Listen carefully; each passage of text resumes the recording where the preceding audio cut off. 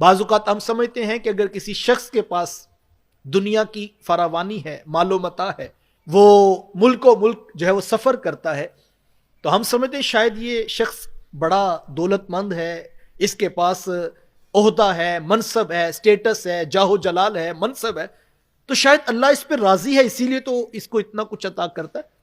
بعض اوقات یہ نفس کا دھوکہ ہوتا ہے۔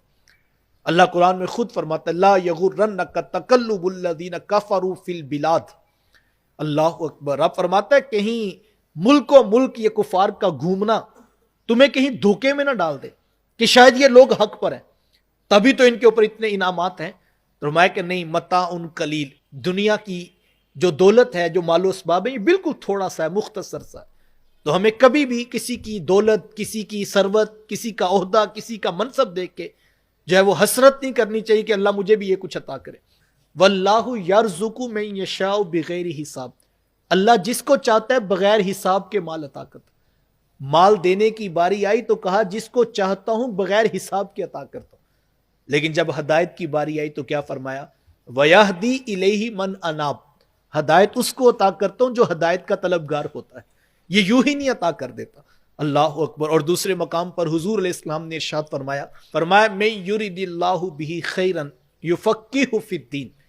اللہ جس شخص سے بلائی کا ارادہ کرتا ہے اس کو دین کی سمجھ بوجھ عطا کر دیتا ہے، اس کو فہم دین عطا کرتا ہے، اس کو حلال اور حرام میں تمیز عطا کر دیتا ہے، اس کی آنکھوں میں حیا کے پہرے بیٹھ جاتے ہیں، اس کی سوچیں پاکیزہ ہونے لگتی ہیں، اس کے خیالات مطہر ہو جاتے ہیں۔ اللہ جس کو دین کی سمجھ عطا کرتا ہے اللہ اس سے بلائی کا ارادہ فرماتا ہے۔